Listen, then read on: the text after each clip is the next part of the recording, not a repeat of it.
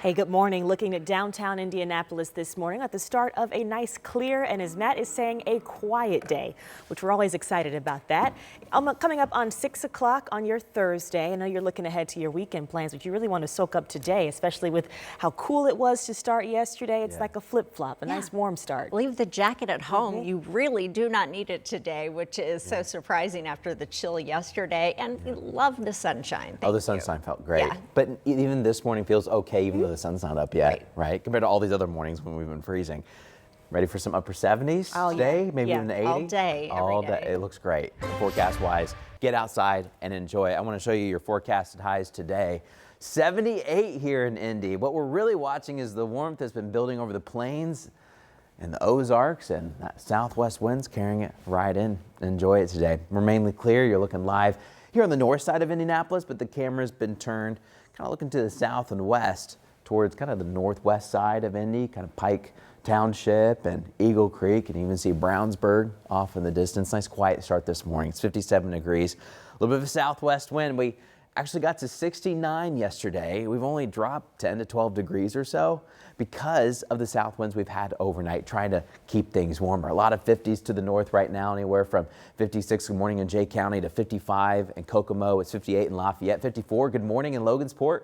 Closer to Indy, more 50s, 55 in Zionsville, and 54 reporting in Greenwood. It's 52 in McCordsville, a little bit cooler in Brownsburg, and a little cooler in Richmond too. And even still some low 60s reporting this morning around Bloomington, Ellisville, and Spencer. But a beautiful forecast is for you today. Coming up though, we will let you know when you can see some spotty showers throughout the rest of the week. Let's talk traffic though this morning as you're headed out the door. Pavement's dry, but we do need to let you know about I-70 eastbound, which is really slow right now. It's been slow for about an hour and a half as traffic goes down to one lane. There was a vehicle that stalled. Here's a wider view. You can see traffic's just down to one lane trying to go around it. It looks like the West Street exit to hop onto I-70 East. You can mainly get on there. But where you're looking is the south side of the skyscrapers going eastbound towards the south split. This remains pretty slow. We've also had some slowdowns at times just north of Lebanon. This would be near the Leap District. I-65 southbound, you can see the construction where lanes are reduced. All right, thanks, Matt. Well, a chaotic scene on the south side last night. SWAT team arriving in a neighborhood, and it ended with a shootout with the suspect. And those officers that were there were actually responding to a separate shooting at the time. And now the suspect is also in the hospital after officers shot back. Marina Silva is live in Indianapolis this morning, sharing more details from this scene. Good morning. Good morning. Well, ladies, we know that was a chaotic scene last night. We do know that the suspect, the alleged suspect, I should say, is in the hospital. But I want to walk you through some of the details of that scene last night. Now, this all began around 8 o'clock on Sumner Avenue near Harding Street on the south side.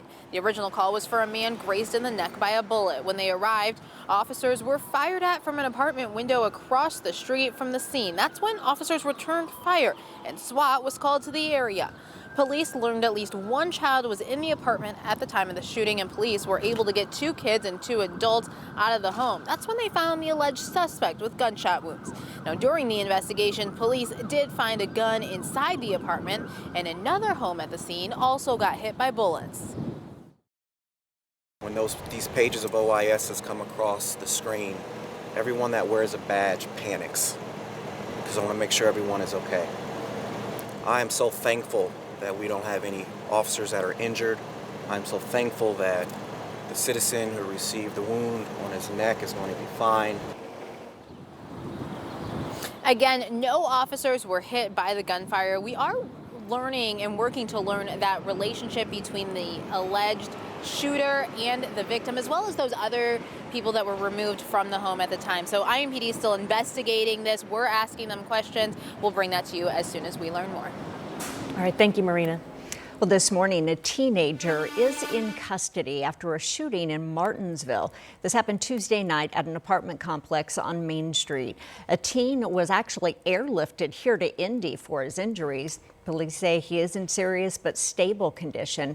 The mayor tells 13 News any act of violence involving teens is unacceptable.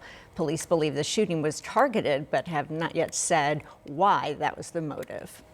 A Lafayette woman now awaits sentencing after she was found guilty on all counts connected to the shooting of a Tippecanoe County judge and his wife. A jury convicted Amanda Millsap for bribery, obstruction, and invasion of privacy. She offered a woman a $10,000 bribe not to testify in a trial. Millsap was not charged with attempted murder like 4 others were in this case, but her sentencing is scheduled for the end of the month, April 27th. Judge Steve Meyer and his wife Kimberly were shot in their home in January.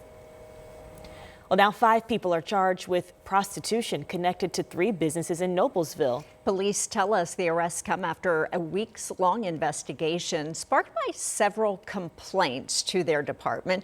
The first arrest happened March 18th at Comfy Foot Spa and Lucky Foot Spa. Then earlier this week, they made arrests at the Longevity Foot Spa on Sheridan Road. Well, a former postdoctoral fellow at IU is being deported after pleading guilty in a smuggling case. This is a story that we've been following for a while, since November. Fao Sheng was charged with smuggling, conspiracy, and falsifying documents on November 25th. According to the Indiana Daily Student, on Tuesday, he admitted to customs officials that he received an E. coli DNA sample from the Chinese Academy of Sciences back in 2024.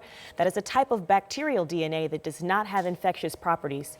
He told police he wanted to use that DNA for research to make wheat crops more resistant to E. coli and other bacteria. He could be removed from the U.S. as soon as this weekend. Well, this morning we are getting a better look at the well-being of young people here in Indiana and in Marion County. This is coming from the Indiana Youth Institute's annual State of the Child report. Anna Chalker is in the newsroom this morning with the group that's saying this is plaguing kids the most here, and what some local groups are stepping up to try and address that. Good morning. Good morning, ladies. Marion County specifically has the most kids in all counties of the state of Indiana, 240,000, just a little more than that. And you're going to see a lot of those ups and downs here on this dashboard. You're going to see it with the youth in foster care and children in need of services. You'll see there has been a jump this year, just a couple hundred kids needing more services. Also more with juvenile new admissions into correctional facilities. 5 more kids this year. Releases, that is down as well. Now, I do want to show you a big point of data that they're looking at this year is with mental health, something that they're focusing on kids that have been diagnosed with depression and have had thoughts of suicide. Region 7, that's what we're looking at. That's Marion County for you today. 14%, that is more than the state average. And a lot of local advocates are saying, yes, this is alarming data, stuff they have to look into. But they say the big thing is that they know now that these kids just need to be heard. I see more than anything that students or youth have problems with communicating their concerns. They have issues with really being understood and even presenting their concerns to those that may care for them. And while these numbers, again, a lot of ups and downs with them, these advocates who looked at this state data is saying this is actually pushing them to find more ways to reach kids here and create new outlets for them as we're heading into this year, kind of finding the new ways to really understand kids' minds. But I will tell you, I know we showed you a lot of negatives with this data, but there is a lot of positives as well. It's going to be here with the education side of all of this. So coming up, we're going to show you what this is going to be looking like for kids, how they're looking as they're heading into their adult lives, but also what these kids are saying is impacting them the most, not just in their schools, but their everyday lives and what they say could help them in the most in the future. All right, glad to hear some good news and some positivity come out of this, Anna. Thank you. Well, we got some positive weather vibes going on this Thursday, Matt. Yeah, I like all these plus signs on the map, showing you the warm up from just yesterday morning. We are running 10 to 25 degrees warmer this morning than yesterday morning. So coming up, we're going to let you know how warm we'll look all the way through the weekend. Julia?